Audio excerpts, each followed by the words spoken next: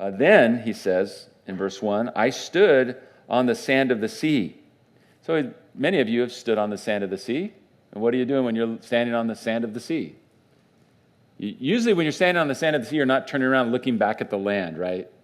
You stand on the sea and you're looking out. We've all had this experience. And he's looking out at the sea, and then he sees this beast, an animal coming up out of the sea. And it says he had 7 heads and 10 horns, and on his horns were 10 crowns, and on his heads a blasphemous name. So this creature, we've already had, we're going to see him again later. We've already had a reference to him back in chapter 11. So this is a kingdom. If you think of it in terms of 2 things. One is there's a whole kingdom that is rising up, but there's in particular going to be an individual that rises up that is the personification of this beast. So he represents a whole kingdom, but there's this person in the midst of it who becomes the leader of this kingdom.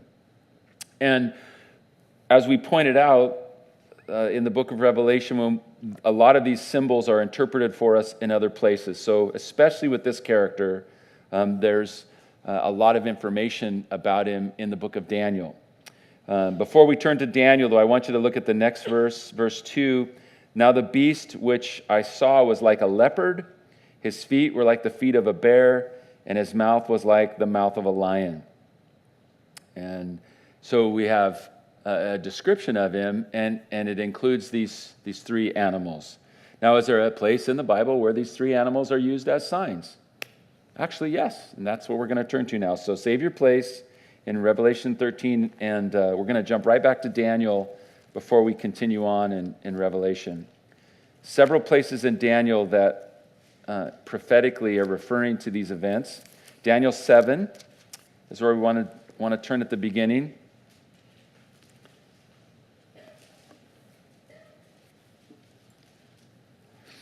So Daniel 7, verse 1, in the first year of Belshazzar, the king of Babylon, Daniel had a dream and visions of his head while on his bed. And he wrote down the dream, telling the main facts. Daniel spoke, saying, I saw in my vision by night, and behold, the 4 winds of heaven were stirring up the great sea, and 4 great beasts came up from the sea. Okay, what did we just read in Revelation? John says, I was standing on the sea, and a beast came up out of the sea. So we're not having something that's dramatically different than what is part of the Jewish Bible that God had given to his people. Their scriptures talk about this, and there's a picture of these beasts coming up. So 4 great beasts came up from the sea. Each was different from the other. Verse 4, the first was like a lion and had eagle's wings. I watched till its wings were plucked off. It was lifted up from the earth and made to stand on 2 feet like a man, and a man's heart was given to it. Suddenly another beast, a second like a bear, it was raised up on one side. It had 3 ribs in its mouth between its teeth, and they said thus to it, arise and devour much flesh. So this is a brutal picture. The bear is chomping something. And most likely it's chomping the lion. One is replacing the other. One is risen, the other one comes up, and now it's in place and it's devouring. Then verse 6, after this I looked, and there was another like a leopard, which had on its back 4 wings of a bird, and the beast also had 4 heads, and dominion was given to it. And then the 4th beast, verse 7, after this I saw in the night visions, behold, a 4th beast, dreadful and terrible, exceedingly strong. It had huge iron teeth. It was devouring, breaking in pieces, trampling the residue with its feet. So this thing is out of control, if you will, like just thrashing. Whatever it doesn't eat, it smashes. Whatever it doesn't smash, it just grinds up with its feet. Then it was different, he says, from the other beasts that were before it. It had 10 horns. So beast coming up out of the sea, a beast comes up out of the sea, it has 10 horns. This is not like Daniel's not, or Revelation's not talking about something that the Bible hasn't already talked about. We're not surprised that a beast would come up in the last days that has 10 horns. This is part of Daniel's vision that he had, very similar to what John's seen. Then Daniel tells more, verse 8, I was considering the horns, and there was another horn a little one coming up among them, before whom 3 of the first horns were plucked out by the roots. And there in this horn were eyes like the eyes of a man, and a mouth speaking pompous words. I watched till thrones were put in place, and the Ancient of Days was seated. His garment was as white as snow. The hair of his head was like pure wool. His throne was a fiery flame, its wheels a burning fire. A fiery stream issued and came forth from before him. 1,000 thousands ministered to him. 10,000 times 10,000 stood before him. The court was seated, and the books were opened. And then I watched because of the sound of the pompous words which the horn was speaking. I watched till the beast was slain, its body destroyed and given to the burning flame. As for the rest of the beasts, they had their dominion taken away, and yet their lives were prolonged for a season and a time. And I was watching in the night visions, and behold, one like the Son of Man coming with the clouds of heaven. He came to the Ancient of Days. They brought him near before him, and to him was given dominion and glory and a kingdom, that all people, nations, and languages should serve him. His dominion is an everlasting dominion which will not pass away. His kingdom, the one which will not be destroyed. Okay, there's the vision. There's no interpretation with it. He sees these images, these beasts coming up, one replaced by the other, and then finally the fourth one that comes up with 10 horns. It goes crazy, it thrashes everything, eats everything, stomps everything. It has 10 horns, and then out of the 10 horns, a different horn comes up. It's a little one, though, has a big mouth, it won't shut up. And then that beast is destroyed by Jesus, the Son of Man. We know, obviously, Jesus refers to this passage, saying that you'll see the Son of Man coming with the clouds. There's a kingdom that's set up. God sets it up. His Son is reigning, and his kingdom will never end. So that's Daniel's vision. Verse 15, I, Daniel, was grieved in my spirit within my body, and the visions of my head troubled me. I came near to one of those who stood by, and I asked him the truth of all this. So he told me, and he made known to me the interpretation of these things. Those great beasts which are 4 kings which rise out of the earth. So, pretty simple. You can see 4 kings, 4 kingdoms. They're going to come up out of the earth. So they're coming up out of the sea. You see the beast coming up out of the sea. Well, what is that? That's a kingdom. Oh, here comes one of the kingdoms. Well, this one's like a lion. Well, the next one's like a bear. The next one's like a leopard. There's some distinctions, differences. The bear's kind of lifted up on one side. The leopard comes out, but there's 4 heads. It's swift. It's got these wings. It takes off really fast, and then it's cut off. And then the final one with 10 horns comes out. So these beasts are 4 kings, 4 authorities, 4 kingdoms. Verse 18, though, but the saints of the Most High shall receive the kingdom and possess the kingdom forever, even forever and ever. So real simple interpretation. There's going to be 4 kingdoms, but God's people win. Boom, there you go. Drop the mic. That's it. There's your vision, Daniel. And Daniel's not satisfied. He's like, okay, that's not a mic drop, actually. I want more. Verse 19, I wanted to know, he says, I wished to know the truth about the 4th beast. And watching these animals come up, this violence of it, the ruthlessness of it, the 4th one is dramatically different to him, and that's the one that he's most troubled by, and he wants to understand. So he said it was exceedingly dreadful. It was different from the others, exceedingly dreadful. It had teeth of iron. Its nails were bronze. It devoured, it broke into pieces and trampled the residue with its feet. And, verse 20, the 10 horns that were on its head, and the other horn which came up, before which 3 fell, namely that horn which had eyes and a mouth that spoke pompous words, whose appearance was greater than his fellows. I was watching, and notice verse 21, and that same horn was making war against the saints and prevailing against them. Make note of that verse, because we'll read that in Revelation 13. He was concerned about this thing and how it was able to have victory over even God's people until, verse 22, the Ancient of Days came, and judgment was made in favor of the saints of the Most High, and the time came for the saints to possess the kingdom. And so here's the interpretation. Verse 23, then he said, The fourth beast will be a fourth kingdom on the earth, which will be different from all other kingdoms, and it will devour the whole earth and trample it and break it into pieces. The 10 horns are 10 kings. So what are the 10 horns? Well, if we just let the Bible mean what it says, the 10 horns are 10 kings. And if the symbols actually mean real things, like if there really were 4 kingdoms and these symbols are really representing something, then we would expect there would be one kingdom that would follow by another, would be followed by another, but then there would be a fourth one. But out of that fourth one would come 10 kings, and then out of those 10, verse 24, these 10 horns are 10 kings. They will arise from this kingdom, and then another will arise after them, and he will be different from the first, and he will subdue 3 kings. He will speak pompous words against the Most High. He'll persecute the saints of the Most High. He'll intend to change time and law, and the saints will be given into his hand for a time, times, and half a time. So there you have your 3.5. So this fits with what we've been seeing repeated through the scriptures, the 3.5 years.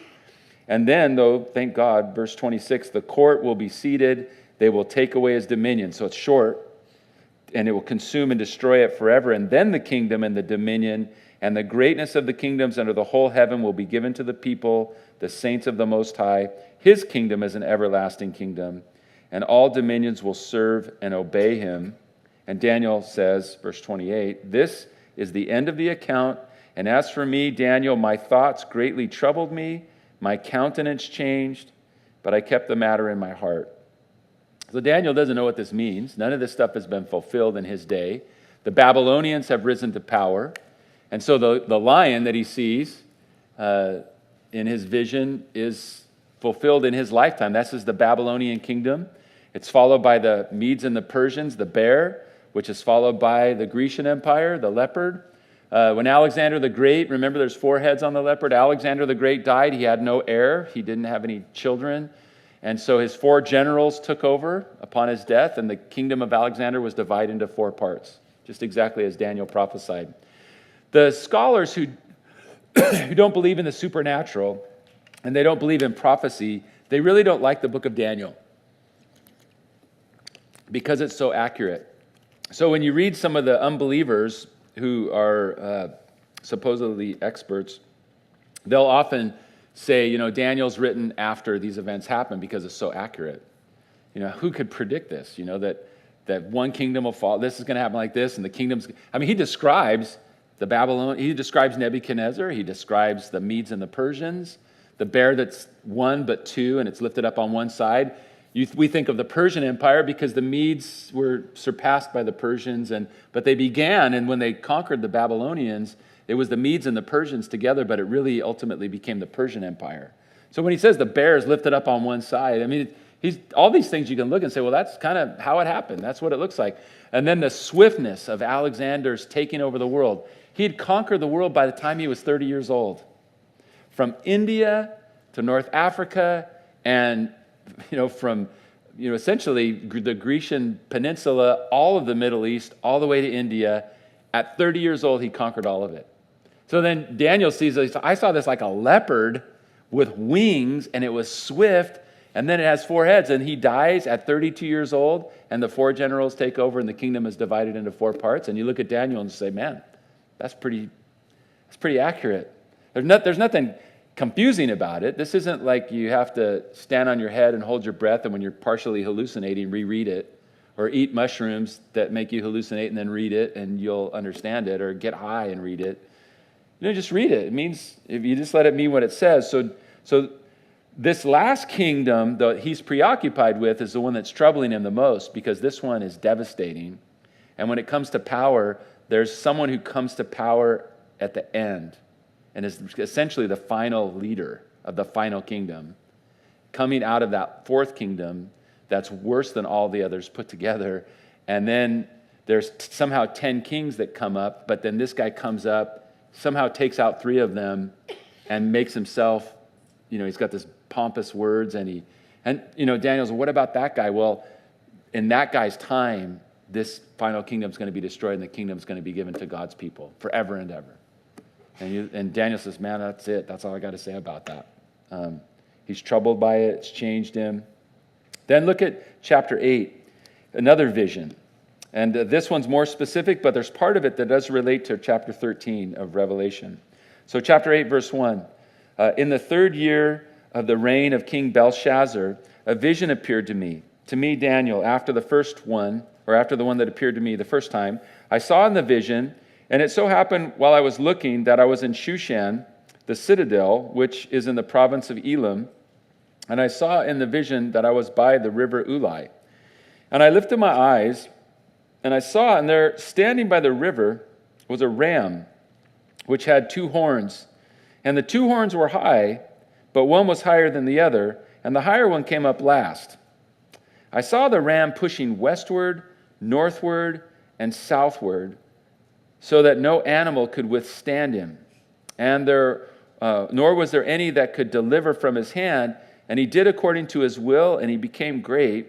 And as I was considering, suddenly a male goat came from the west, across the surface of the whole earth, without touching the ground. And this goat had a notable horn between his eyes. Now, we've already seen horns interpreted. What are horns, according to chapter 7? They're kings, right? So this guy's coming, and there's one notable king. And he's coming quick. He's coming from the west.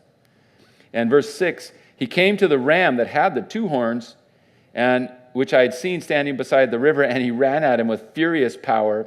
I saw him confronting the ram. He was moved with rage against him and attacked the ram and broke his 2 horns. And there was no power in the ram to withstand him, but he cast him to the ground and trampled him. And there was no one that could deliver the ram from his hand. Therefore the male goat grew very great, but when he became strong, that large horn was broken, and in its place 4 notable ones came up toward the 4 winds of heaven. So the kingdom is going to be divided sort of north, south, east, west, and these 4 kings will take place, but this is where it sort of fits related as a foreshadow for the person and the kingdom we're reading about in Revelation 13. Out of one of them, verse 9, came a little horn, which grew exceedingly great toward the south, toward the east, and toward the glorious land. And it grew up to here's where it kind of moves beyond a historical fulfillment to a future fulfillment. All of it's future in Daniel's day, but part of this has been fulfilled. Verse 10, though, it says, this horn grew up to the host of heaven, and it cast down some of the host and some of the stars to the ground and trampled them. What does that remind you of in the book of Revelation? The dragon, remember, he swept with his tail 1/3 of the stars, and where did he put them? He brought the stars down to heaven. So it's interesting. We'll get to the interpretation in a minute, but you'll see that part of this, it has a fulfillment that's already taken place, but then this has definitely moved to something greater. Look at verse 11. This little horn that will come up that this historical figure sort of points to.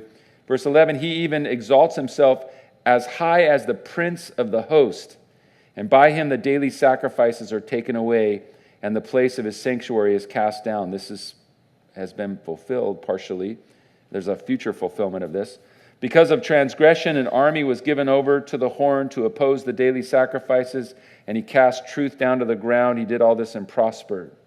Then I heard a holy one speaking, and another holy one speaking to that one who was speaking. How long will the vision be concerning the daily sacrifice and the transgression of desolation, and the giving of both the sanctuary and the host to be trampled underfoot? And he said, 2,300 days, and then the sanctuary will be cleansed. So something devastating is going to happen to the sanctuary in Israel. This one of the inheritors of Alexander's kingdom. This king's going to arise. He's going to stop the sacrifices. That's been fulfilled.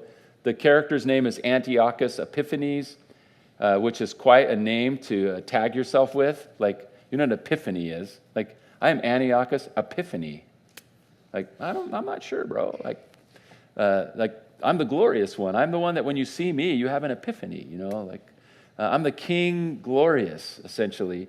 And he causes the sacrifice to be fulfilled, or to be stopped. But he becomes sort of a picture and a foreshadow, a type, if you will, in the Old Testament of the Antichrist. And the Antichrist will do what he did, but on a much grander scale. a profound scale. So the interpretation, though, verse 15, then it happened when I, Daniel, had seen the vision and was seeking the meeting that suddenly there stood before me one having the appearance of a man. I heard the man's voice between the banks of Ulai, who called and said, Gabriel, make this man understand the vision. So he came near where I stood, and when he came, I was afraid and fell on my face. He said to me, understand, son of man, that the vision refers to the time of the end. As he was speaking with me, I was in a deep sleep with my face on the ground. And he touched me and stood me upright.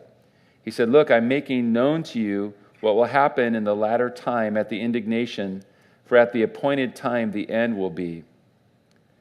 Partially, the thing is going to be fulfilled in history, and part of this, what he's seen, is future. So we're going to get the interpretation. Verse 20, the ram which you saw, having the two horns, they are the kings of Media and Persia. So when Daniel's seeing this, he's been under Nebuchadnezzar, but the Babylonians fall to which nation? The Medes and the Persians. So this is coming in what year did it say in verse 1 of chapter 8? In the third year of the reign of King who?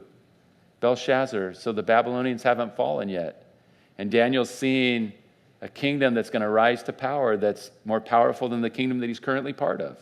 But it will happen in Belshazzar's life. Belshazzar's the one who will see the handwriting on the wall. So the kings of the Medes and the Persians. Then verse 21, the male goat is the kingdom of Greece. It's not complicated, right? So we've got the Babylonians, followed by the Persians, the Medes and the Persians, and followed by the Greeks. And the large horn that is between his eyes is the first king. As for the broken horn and the four that stood up in his place, 4 kingdoms will arise out of that nation, but not with its power. That exactly happened in history. And in the latter time of their kingdom, verse 23, when the transgressors have reached their fullness, a king will arise, having fierce features, who understands sinister schemes. His power will be mighty, but not by his own power. He will destroy fearfully and prosper and thrive and destroy the mighty and the holy people. And through his cunning, he will cause deceit to prosper under his rule. He will exalt himself in his heart. He will destroy many in their prosperity. And he will even rise against the prince of princes. But he will be broken without human means. So in chapter 7, we have the 4 kingdoms, would be the Babylonians, the Medes and the Persians, to the Greeks, to the Romans. Out of the Romans come 10 kings, and then someone rises up in the 10 and takes out 3 of them and makes himself king of all. And that's the final world kingdom. But there's a person that comes out of Alexander, out of the Grecian Empire, that is a foreshadow of that guy. He's not in that 4th kingdom, but you could look at him and say, this guy's going to do stuff that this other guy's going to do. Like John the Baptist, Elijah is a type, right, of John the Baptist. Joseph is a type of Christ. Well, Antiochus Epiphanes, a historical figure who is coming down to attack the southern kingdom of the Egyptians. They're called the Ptolemies. He's the king of the Seleucids, one of the divisions of Alexander. And right between the Seleucids and the Ptolemies is the nation of Israel. And he's traveling down to try to get the wealth of Egypt and to attack them. He has to go through Israel. He hates the Jews.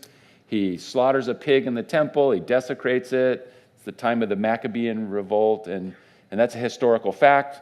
So Antiochus he's prophesied here, but you'll notice that it goes beyond him, obviously, when this guy, he becomes a picture, because in verse 25, a picture of the Antichrist, because it says, he will rise against the prince of princes, but he'll be broken without human means. And then the vision of the evenings and the mornings, which was told is true. Seal up the vision. It refers to many days. And look at verse 27. This was hard on Daniel. I, Daniel, fainted, and I was sick for days. And afterward I arose and I went about the king's business. I was astonished by the vision, but no one understood it. Well, because it was, he's predicting events that nobody could possibly predict. Nobody could predict Alexander the Great is going to... You imagine somebody conquering the world today before they're 30 years old? Besides Mark Zuckerberg. That somebody would militarily take an army all the way to India and just mow down these forces, But that's exactly what Daniel says is going to happen. It happened. All these things are fulfilled, but parts of it related to this character Antiochus, they're pointing to this individual who will come later. But we have a description of his kingdom actually prophesied in that fourth beast of Daniel chapter 7. But wait, there's more. Daniel chapter 11. Turn over there because, again, in chapter 11, we have some great detail about these kingdoms and how they're related to Israel. So we don't get a whole history of the doings of all four parts of the division of Alexander's kingdom, but we get quite a bit of detail about the part that's north of Israel, the Seleucids, and the part that's south of Israel, the Ptolemies, because they're constantly battling each other, and Israel's in between. So Israel's in the no man's land. So this goes on back and forth. And in the middle of that, when we get to the character Antiochus, who takes away the sacrifice and his plundering of Israel and his battle against Israel starts to be explained. It moves beyond him. Well, let's start reading in verse, let's say 31. This is Antiochus. He's coming down.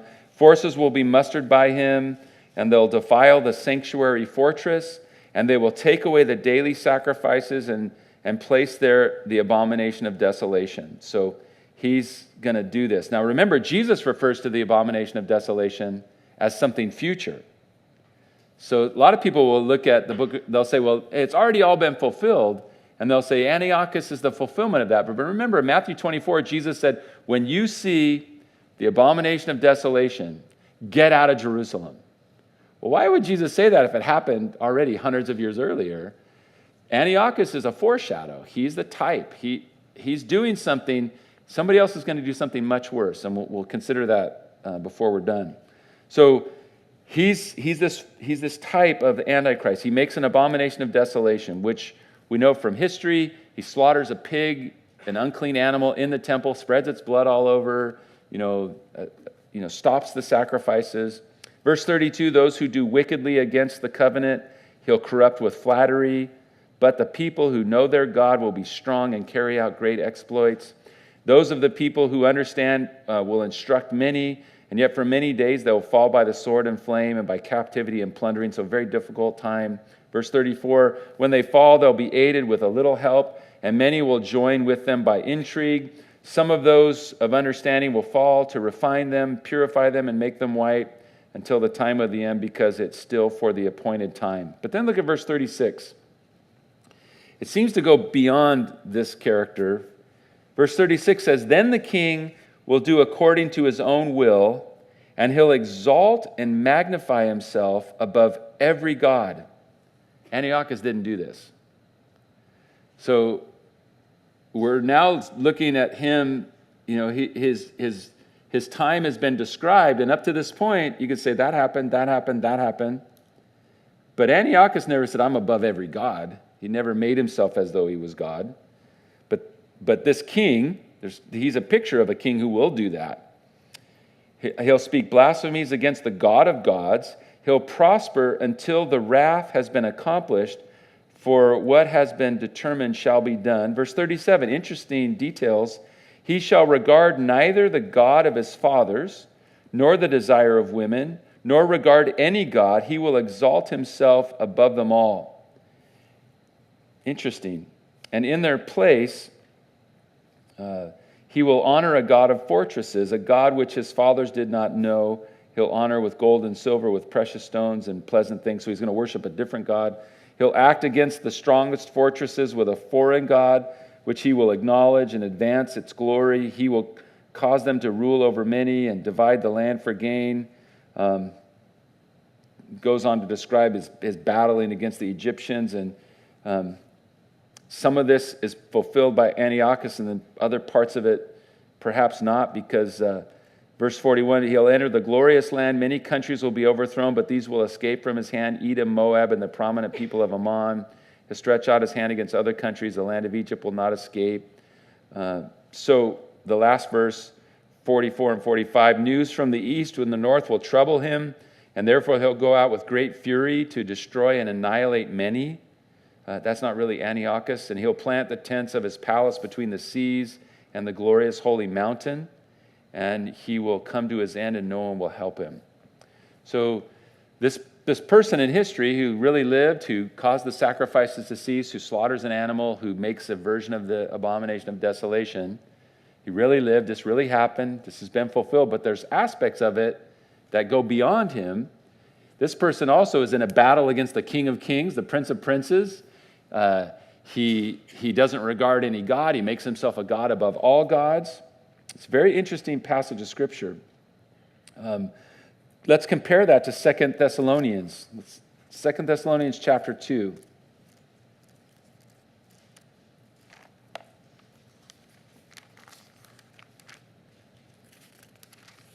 In the early church, the apostles taught the people about the rapture of the church. They taught the people about the Antichrist. We looked at the passage this morning. We won't do it tonight, where John says, you know that Antichrist is coming. Even now, many Antichrists have arisen, but that doesn't negate the fact that the Antichrist is coming. He sort of presents it as both. There's going to be many Antichrists, many that will come and will seek to take the place of Christ, but the Antichrist is coming. John assumed his readers knew that. So when people say, well, all this teaching about the end times, it all began with Darby and premillennialism, it's not part of the historical church. Well, it's part of the apostolic church. The teaching about the premillennial return of Christ begins with the apostles. John is the one who has the revelation, who sees the return of Christ, then a millennium, hence pre-millennium. There's a millennium, but the return of Christ before that. A great tribulation, we get the phrase great tribulation from Jesus. He said there will be a time of great tribulation.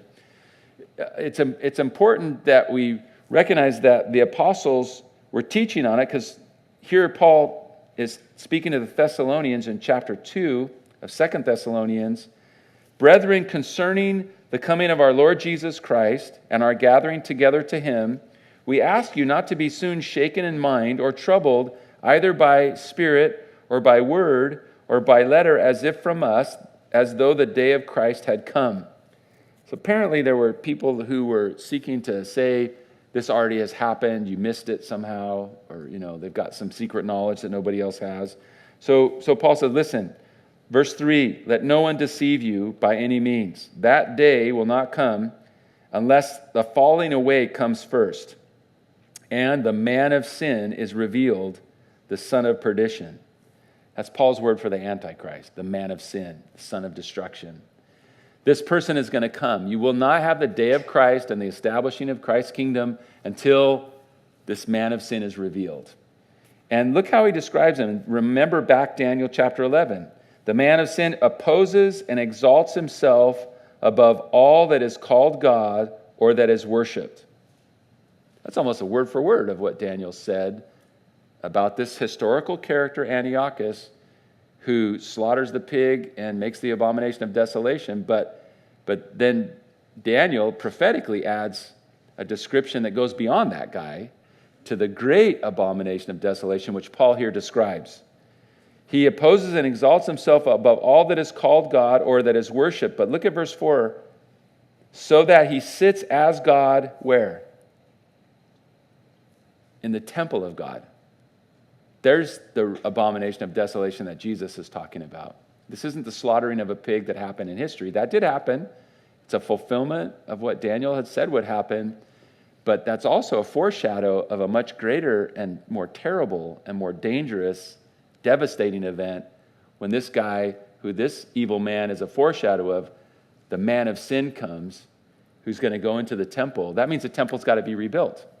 The temple will be rebuilt, but we already saw that in Revelation chapter 11. The temple's rebuilt, right? The witnesses are doing their ministry. John measures the temple.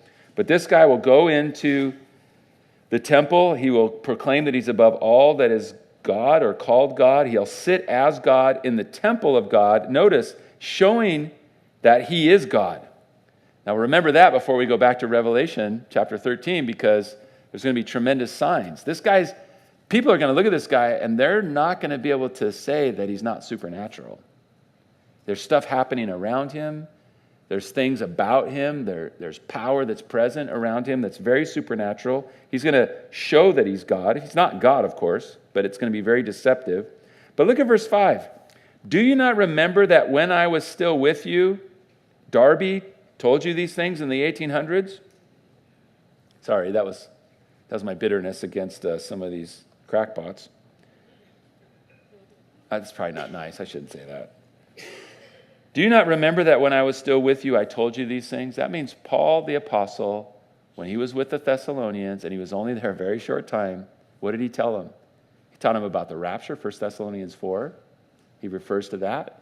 Here he said, I told you about this. You guys know this. Like, don't let somebody come and tell you this already happened. Remember when I was with you, I told you this. What? The Antichrist is coming. There's a final world kingdom. The apostles taught a premillennial return of Christ. It's not something that was developed later or something. Verse 6, he says, you know what's restraining, that he may be revealed in his own time. Now, that's an interesting thing to say. Do you know? He says, you guys know what's restraining him. Why hasn't the Antichrist been revealed? What's restraining him? He said in verse 7, the mystery of lawlessness is already at work. Isn't that what John said? The Antichrist is coming, but even now, many Antichrists have arisen. This wickedness is already, we've seen lots of versions of it, local, like in geographic areas that have, it's been tremendously devastating, but we haven't had what's described in Revelation 13 happen. This mystery of lawlessness is already at work, but then he says, only he who now restrains will do so until he's taken out of the way. There's some restraining influence keeping the force of Antichrist from really devastating the planet and grabbing hold of it. What is that?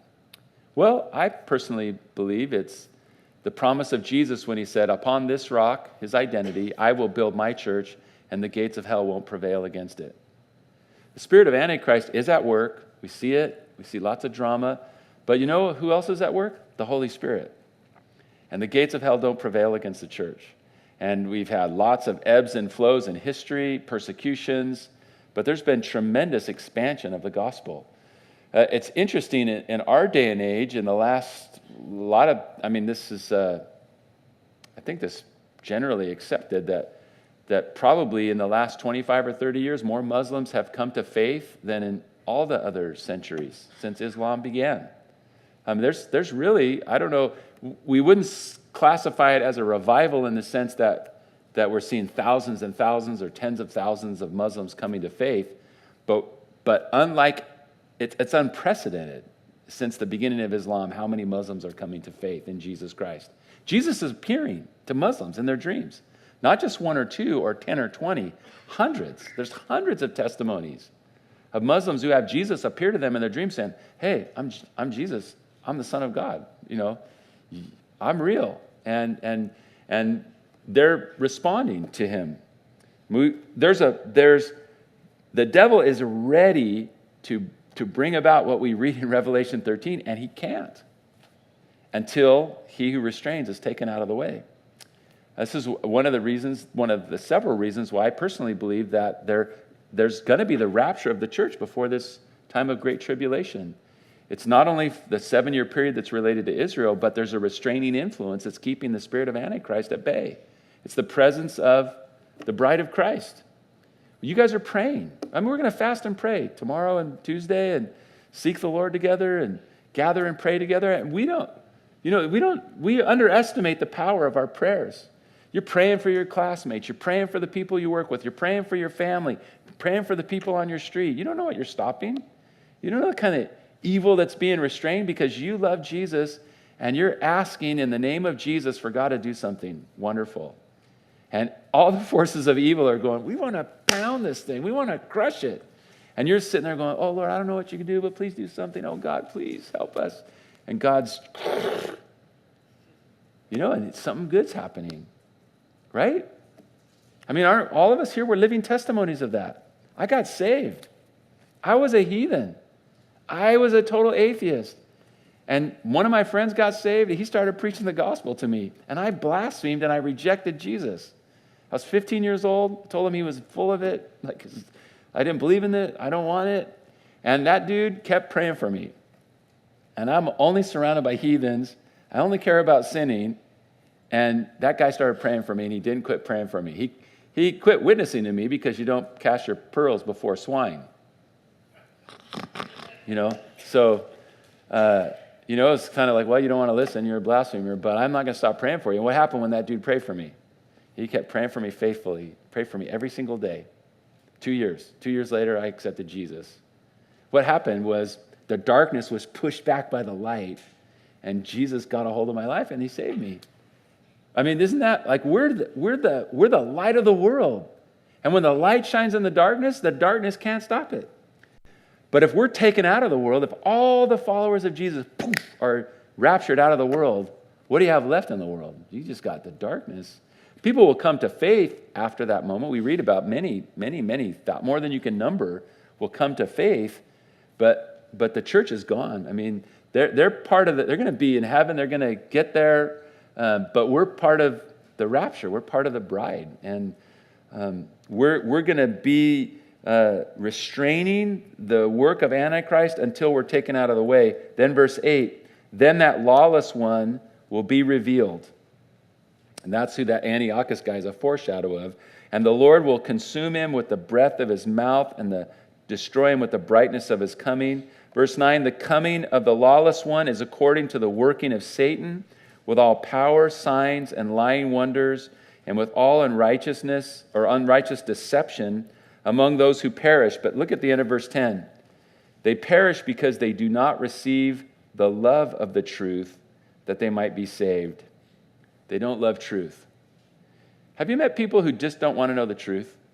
Like they love sin more than they love truth. Like, I'm a person of the truth. Well, let me tell you, I don't want to hear that. Like, well, I thought you loved truth. No, I love, people they want to be honest and say, no, I love sin.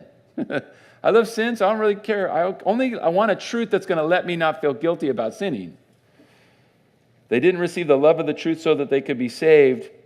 And so, verse 11, because they didn't want to love the truth, for this reason God will send them a strong delusion that they should believe a lie. This is during the time of the Antichrist. People that have rejected, there's a point where they cross the point of no return, so God's going to say, okay, fine, you don't want to believe, then your chances are over. And then they will be condemned who didn't believe the truth but had pleasure in unrighteousness. So that's Paul's description. You're going to see that fits in exactly with Revelation 13. We've already seen Daniel, chapter 7, chapter 8, chapter 11, foreshadows of the Antichrist. Before we go back to Revelation 13, I want to show you something in Revelation 17. Revelation 17 tells us about the destruction of Babylon and Mystery Babylon, this woman riding on the beast that we're reading about.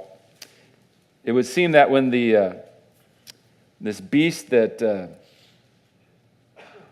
verse 3, he sees this sign. He carried me, Revelation 17, verse 3, he carried me away in the spirit to the wilderness.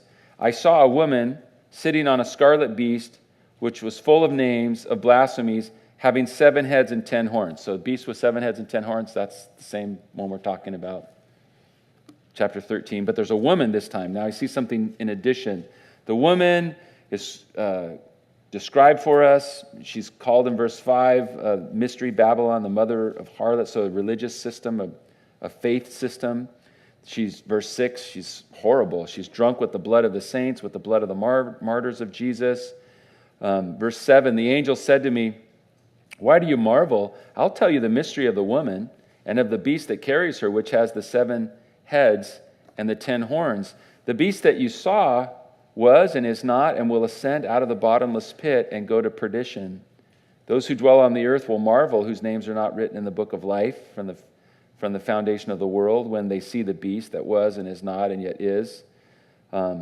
He describes the 7 heads. Here's the mind of wisdom. It has 7 heads, are the 7 mountains on which the woman sits. There are also 7 kings. 5 have fallen, 1 is, and another is yet to come. He'll come, so we'll continue a short time. We'll get into this once we get to this chapter. This beast, though, is not, who that was and is not, is himself also the 8th. He's of the 7, and he goes to perdition. Verse 12, the 10 horns which you saw are 10 kings which have received no kingdom as yet. It's interesting, because in John's day, John's now told, so in the first century, this can't have already happened because John's given an interpretation. These kings aren't in power yet. They haven't received their authority. This is future. They'll receive their authority for 1 hour as kings with the beast. They're of one mind. They'll give their power and authority to the beast. They'll make war with the Lamb, and the Lamb will overcome them because he's King of kings and Lord of lords. And those who are with him are called, chosen, and faithful.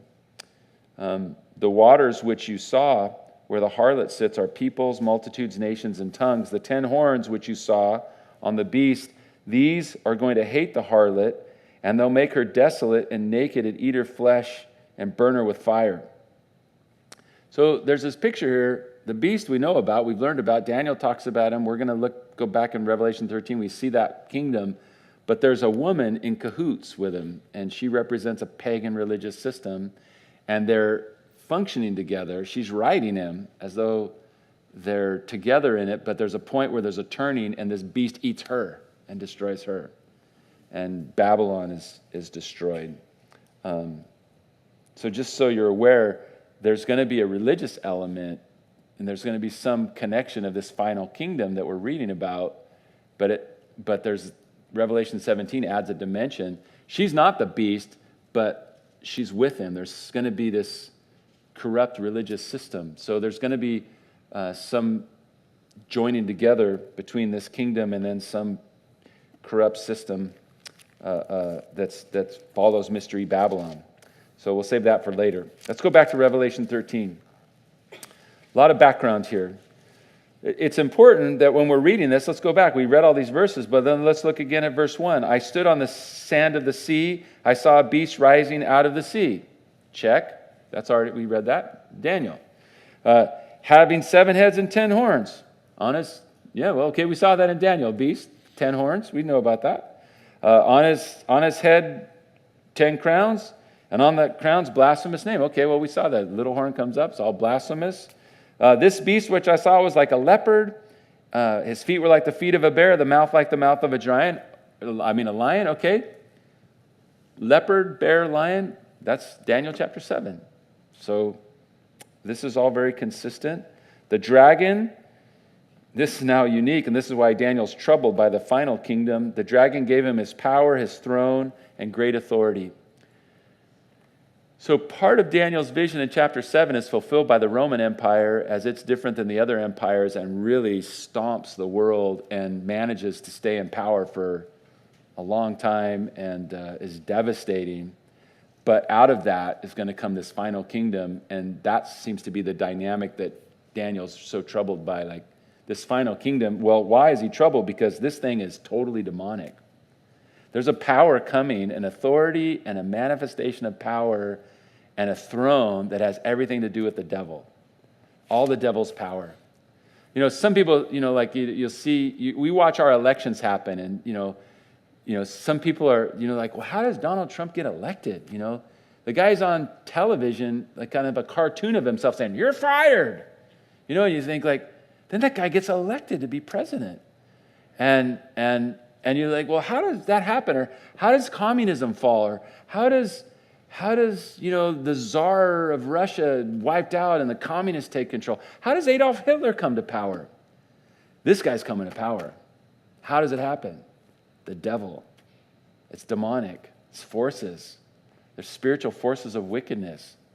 And powers come and people come and go, and God's sovereign over all of it, but mankind has, because of sin, made the devil the ruler of the world. And he's restrained. All the evil and all the wickedness that we see, that all the wars, all the difficulty, that's the devil restrained. There's a short period of time where God's going to just say to the world, listen, you don't want me? And he's going to just pull back. He'll remove his church out of the world.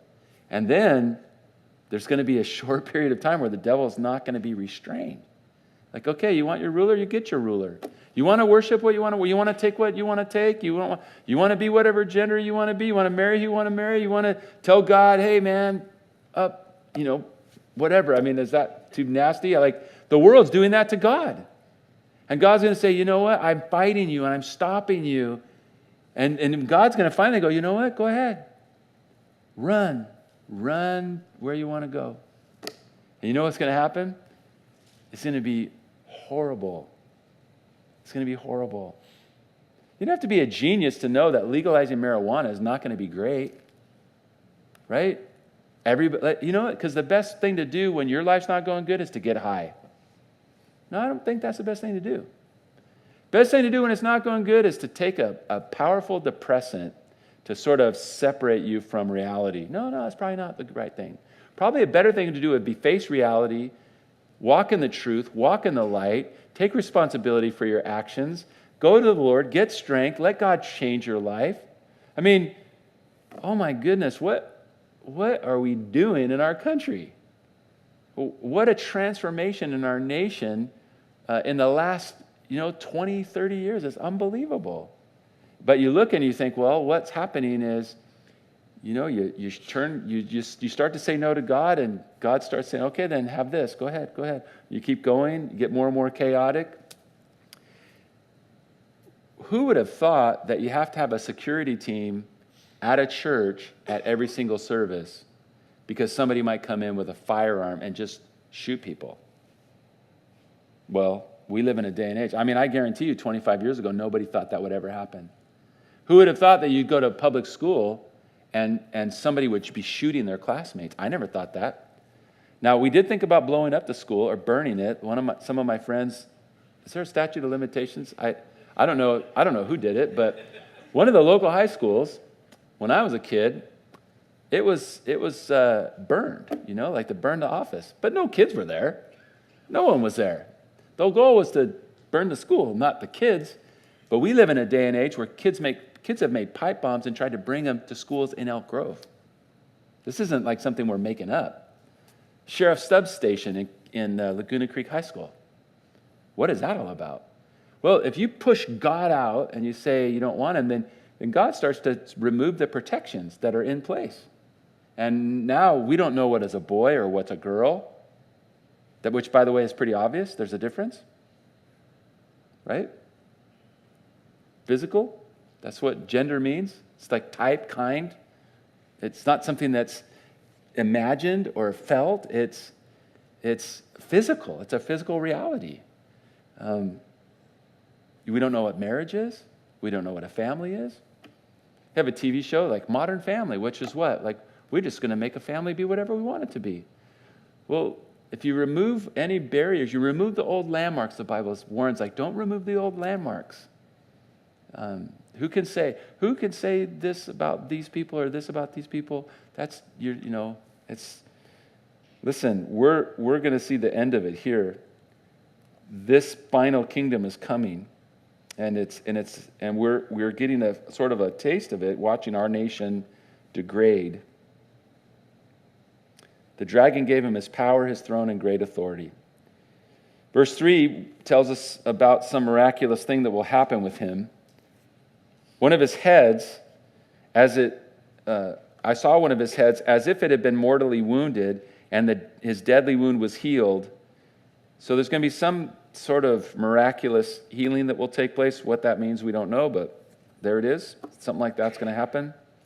The world will marvel and follow the beast. So the world is interested in this character, and they want to follow him. They will worship the dragon who gives his authority to the beast, and they'll worship the beast, and they'll say, who is like the beast?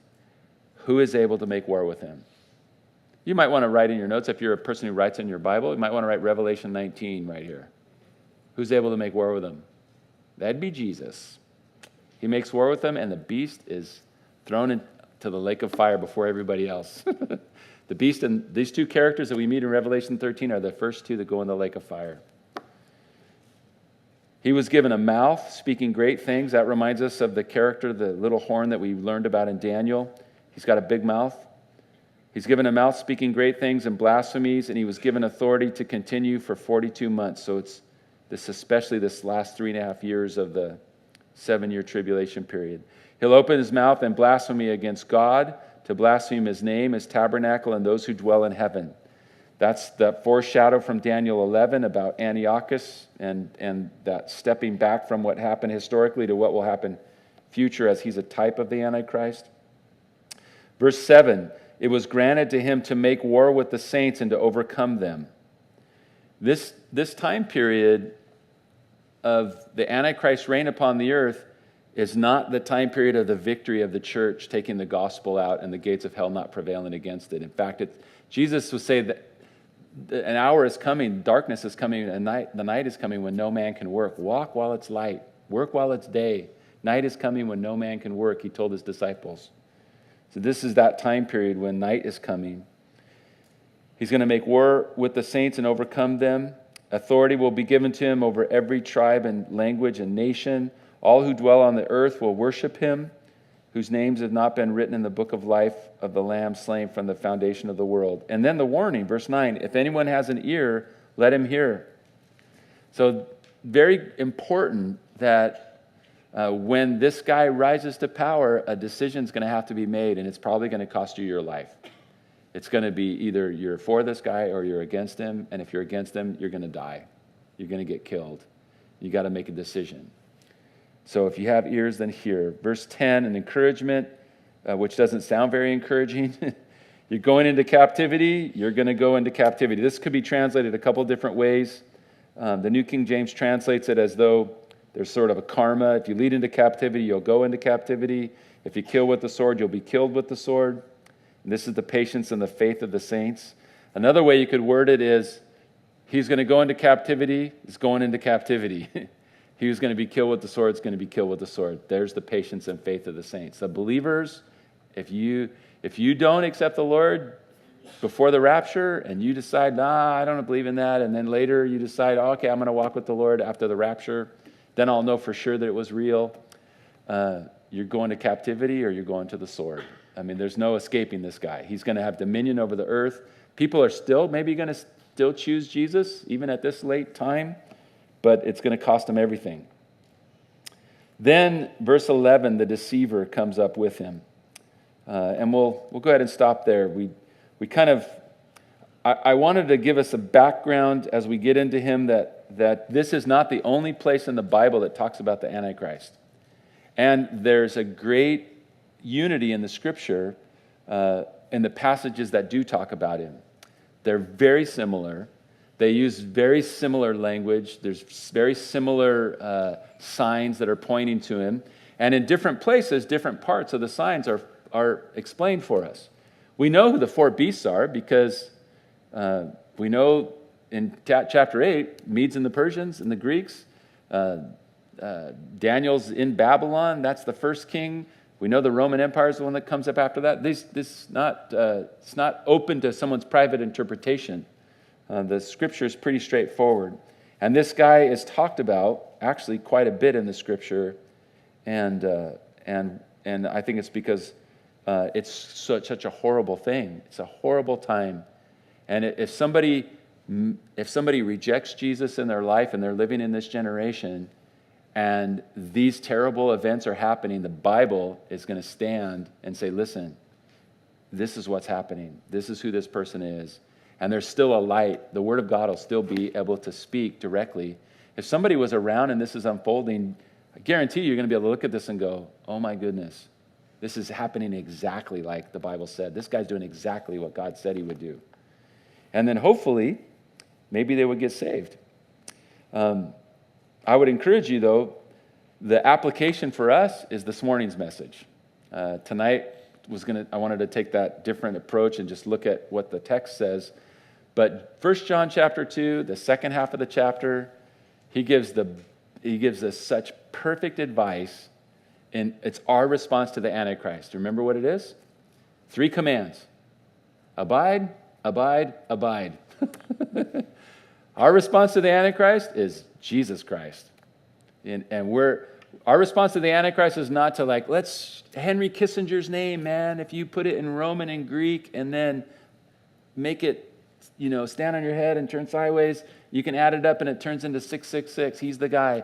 We're not trying to speculate about how this stuff is going to be fulfilled. Our response to the Antichrist is abide in Jesus. We've received an anointing from the Holy One. We're born again. We've got the Spirit of God. We've got the truth of God. We've got the gospel.